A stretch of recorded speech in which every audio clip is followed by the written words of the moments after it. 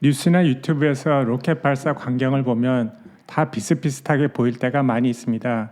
60년대 아폴로나 현재 스페이스X의 주 로켓인 팔컨 9의 겉의 구조가 비슷하고 특히 TV 화면에서는 스케일이 잘 감이 안 잡혀서 그런 것 같습니다. 예를 들어 지금 보시는 영상은 스페이스X의 로켓이 아니고 로켓랩이라는 회사의 일렉트론이라는 로켓이고 11번째 실험 발사가 아닌 매출 창출이 있는 발사였습니다. 스페이스X의 로켓 3개만 비교해도 사이즈와 용도가 크게 다르다는 것을 볼 수 있습니다. 현재 스페이스X의 상업용으로 제일 많이 사용되는 팔컨 9은 길이 70m, 무게 549톤, 그리고 저궤도까지 22톤을 운반할 수 있습니다. 한 단계 위인 팔컨 헤비는 같은 길이지만 팔컨 9의 1단계 부스터가 2개가 더 붙어 있어 무게는 1420.7톤, 그 대신 저궤도까지 63.9톤을 운반할 수 있습니다. 현재 개발 중인 스타쉽은 길이 120m, 무게는 아직 안 나왔지만 저궤도까지 100톤 이상의 짐을 운반하게 설계 중입니다. 그런데 이렇게 모든 회사들이 다 크고 더 멀리 가고 더 많은 짐을 나를 수 있는 로켓을 만드는 것은 아닙니다.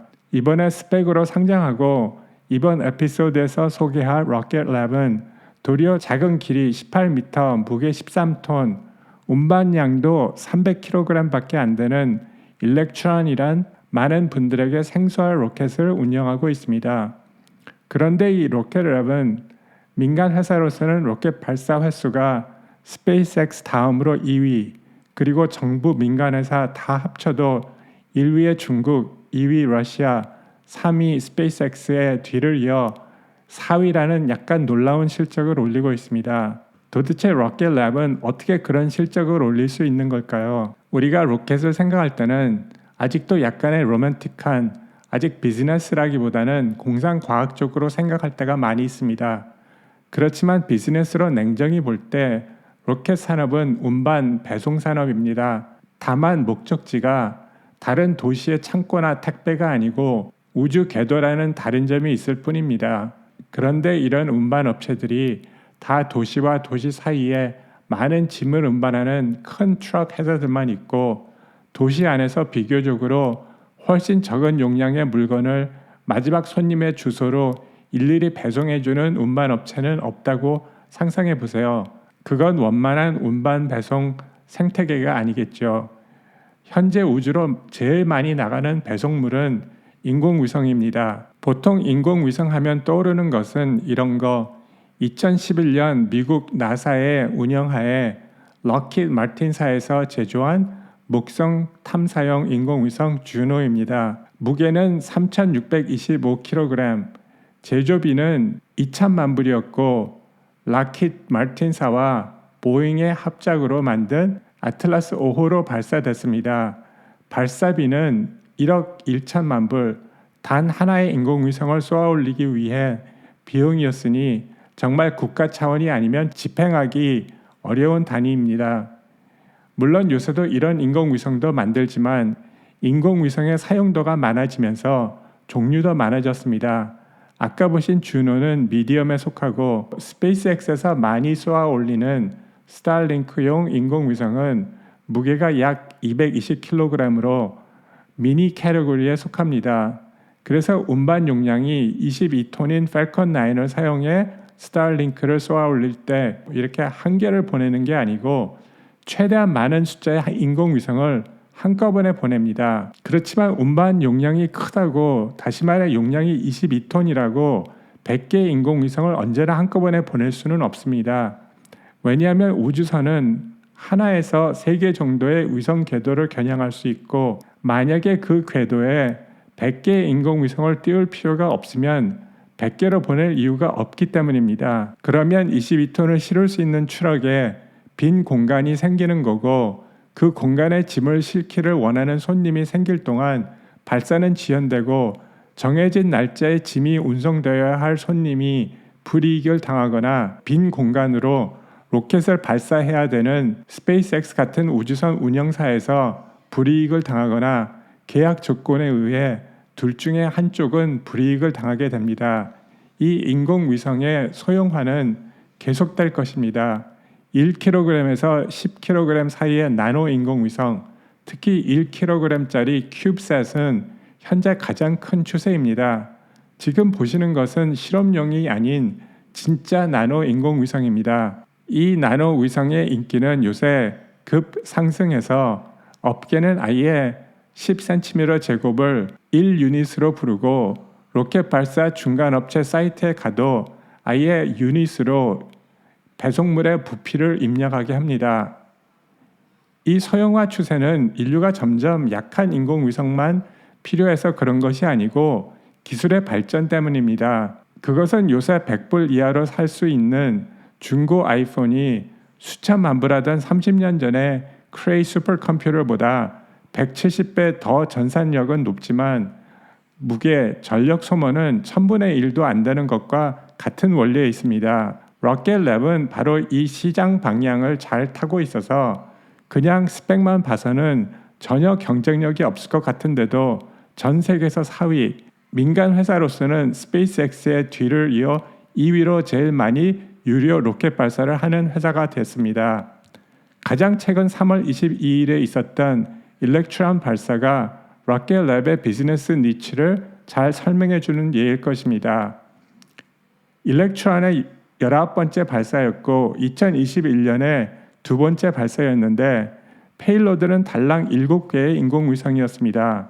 그것도 한 회사 것이 아니었고 여러 회사가 자기네가 원하는 수의 인공위성이었습니다. 그 중에서 제일 큰 게 왼쪽에 미국 육군의 3유닛, 센티미터로 하면은 10cm, 10cm, 30cm였고 제일 작은 게 좀 상상이 안 되는 태양열 판을 빼면 스마트폰보다 작은 통신회사 마이리오타의 나노 인공위성이었습니다. 이런 회사들이 이 작은 양의 인공위성들을 자기네들이 원하는 궤도에 올리기 위해서 팰컨 9의 22톤 용량이 다 찰 때까지 기다리려면 몇 년의 시간을 마냥 기다렸어야 했었고 그래서 이 회사들은 승객석이 다 찰 때까지 떠나지 않지만 가격이 잘만 맞추면 더 싼 스페이스X 버스를 타지 않고 가격이 조금 더 비싸지만 탑승할 분 두 분만 더 있으면 떠나도 만족할 만한 수입 연출이 가능한 로켓랩의 택시를 선택한 것이라고 생각하면 될 것 같습니다.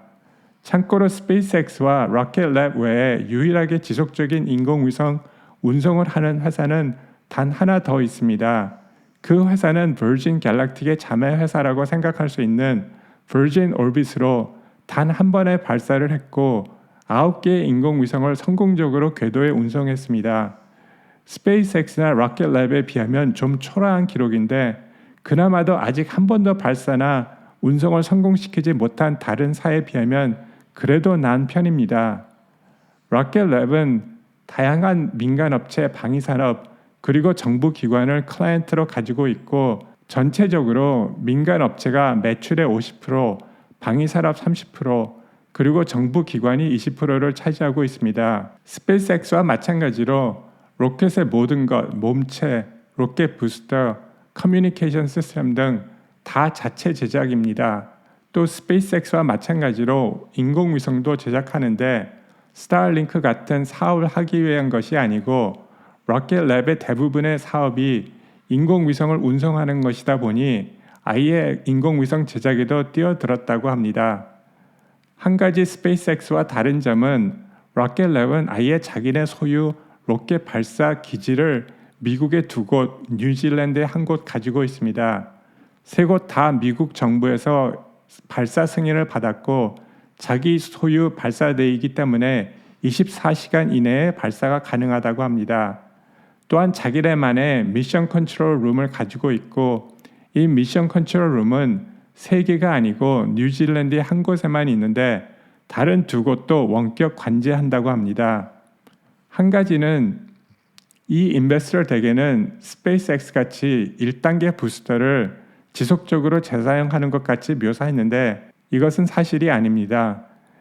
시험적으로는 성공한 것 같은데 제가 찾아본 발사 기록에는 재사용을 위한 1단계 부스터를 성공적으로 수거한 적이 없습니다. 하지만 로켓 자체가 워낙 작아서 재사용을 안 해도 저렴한 발사 가격을 제시할 수 있는 것 같습니다. 다음 단계로는 팰컨 9과 일렉트론의 중간 정도 되는 운반량이 8톤 정도 되는 뉴트론이라는 로켓을 건설 중인데, 이 로켓 발사 예정일은 2024년이라 그때까지는 매출 창출이 없는 거라 깊게 얘기할 필요가 없을 것 같습니다. 그럼 재정으로 들어가서 로켓랩은 매출이 있는 회사입니다. 2021년이 예상으로 나와 있지만 90%가 이미 있는 부킹을 기준으로 예상한 것이라고 합니다. 물론 적자이고 2023년 에비다 흑자, 그리고 2024년에 잉여 현금 흐름 프리 캐시플로우가 있는 거로 로켓랩의 경영진은 예상하고 있습니다. 합병 상장 후의 시가총액은 4.1 빌리언입니다. 딱 이름을 안 밝혀도 전혀 매출이 없는 상장 로켓 발사 비슷한 것을 하는 그 회사의 시총과 비교했을 때 괜찮은 가치인 것 같습니다. 이 스펙 스폰서는 벡터 애퀴지션 코퍼레이션인데 합병 발표 후 14불까지 올랐다가 다른 상장주와 마찬가지로 떨어져서 3월 26일자로 11불 68전입니다. 10불이 최저니까 괜찮은 가격으로 보일 수 있습니다. 만약 이 회사에 관심이 있으시면 몇 가지 고려해 봐야 할 것이 있습니다. 제가 스펙을 다룬 에피소드에서 말했듯이 스펙 합병 회사에 투자하는 것은 벤처 투자를 하는 것입니다. 전에는 VC나 기관에만 기회가 주어졌던 벤처 투자 기회가 일반 투자자에게 주어진 좋은 점도 있지만 기관 애널리스트들에게 검증이 안 된 상장주들이고 우리가 알아서 판단해야 되는 말 그대로 모험 투자입니다. 좋은 투자를 하면 상장 전에 스페이스X나 테슬라를 만난 거고, 그렇지 않으면 우리가 전혀 들어보지도 못한 투자 자금을 모아 뭔가 해보려다 없어진 수많은 실리콘 스타트업에 우리가 땀 흘려 벌은 돈을 넘겨주는 것입니다. 또 한 가지 보셔야 할 것은 이 스펙주를 사면 합병 상장 후 합병 회사에 몇 프로를 갖느냐는 것입니다. 많은 스펙 딜들이 이것을 어렵게 계산하게 만드는데 이분들은 고맙게도 아주 이해하기 쉽게 만들어 주었습니다. 이 표에 의하면 제가 11불 68전을 주고 VACQ 한 주를 사면 합병 회사의 7%를 가지게 되는 것입니다. 저는 7%는 좀 작은 할당량이라고 생각합니다. 저의 생각은 스펙 주식은 10불 이하로는 떨어질 수 없으니까 현재 선의 매수도 안전하지만 도리어 2, 4분기에 계획대로 합병하면 합병 회사의 주식 매수를 고려할까 합니다.